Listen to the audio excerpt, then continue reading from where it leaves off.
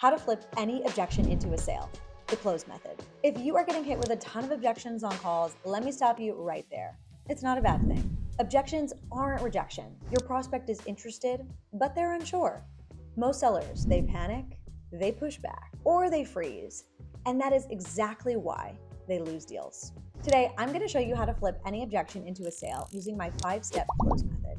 So if you are drowning in objections, it usually means one of two things. Number one, the offer perhaps isn't clear yet. Maybe the benefits, the pricing, or the onboarding are still evolving. And if you're a seller, this isn't your fault. Offers evolve naturally while you're selling them. That's okay. That's encouraged, actually. It's your job to adapt to the sale. Or number two, your discovery has been too shallow. You didn't dig deep enough into the challenges, the aspirations, the future vision of your prospect. Or most importantly, their desired transformation, and they don't feel understood.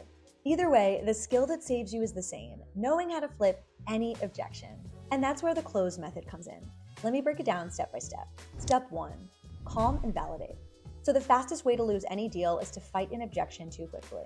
When buyers raise an objection, they're testing if you'll respect their concerns or you'll bulldoze them.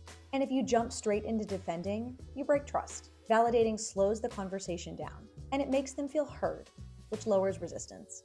Say something like, I completely understand where you're coming from. Once you've calmed the objection, the next move is to realize what it really is. It's not resistance, it's cautious interest. Step two, label an interest. So if they're objecting, good, it means they're still in the game. Think about it, buyers don't raise objections about offers that they're not interested in. The fact that they're asking you hard questions means they're really considering it. So by labeling objections as buying signals, you keep the momentum alive and reframe the energy on the call. Say something like, that's a really smart question, and honestly, people who don't ask it end up being really disappointed. But recognizing the objection and the interest isn't enough.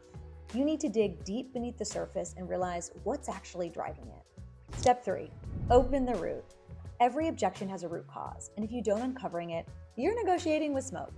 Price, time, and trust are usually surface level, at least initially. What sits underneath is fear. Fear of wasting money, fear of wasting time, or making the wrong choice. So asking clarifying questions peels back the surface so that you can discover the real objection. And once you know the real barrier, you can actually solve it. So for example, you can ask, when you say the price feels high, are you referring to compared to your budget or compared to the value that you've seen so far? And that is exactly what we practice inside the Closer Factory, my free community for setters, closers, and affiliate sellers. We role-play objections, we swap scripts, we share ideas, and I share trainings on how to turn tough conversations into wins. So if you want to sharpen your objection handling fast, get inside through the link below. Now, once you've uncovered the root, you get the chance to do the most important part of objection handling, showing the value in the way that reframes their concern. Step four, show the value. The objection is really your prospect just asking, is this worth it for me? So when a prospect hesitates, it's not that they don't necessarily want it, it's that they don't really understand or see the value for them, at least not yet. Your job is to bridge that objection back to transformation. And not only transformation, but also ROI, or return on their investment. You're not dismissing their concern, you're simply reframing it so it supports the sale.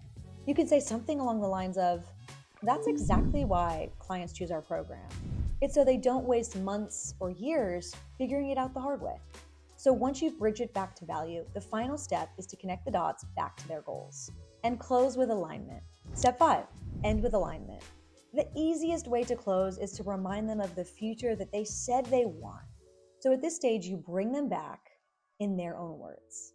Remind them of the pain that they shared with you, of the goals that they said they wanted to achieve. This step really works because people buy based on alignment with their future self, not your script.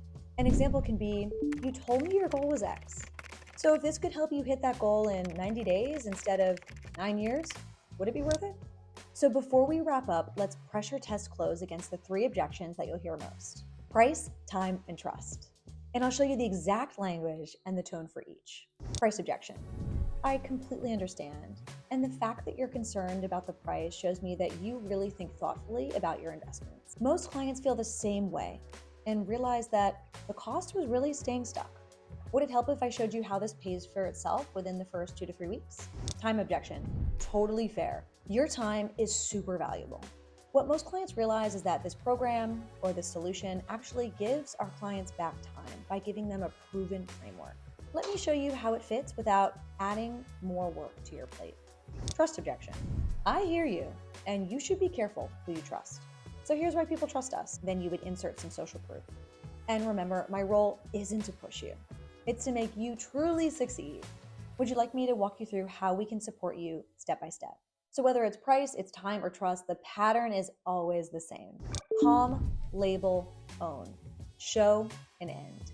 Once that muscle memory kicks in, objections stop feeling like landmines, and they start feeling like signposts. So here's the elite closer's mindset. Objections aren't walls, they're doors. And with the close method, calm, label, open, show, end, you can close any deal with confidence. Because objections aren't rejection. They're buying signals that are waiting for you to unlock them.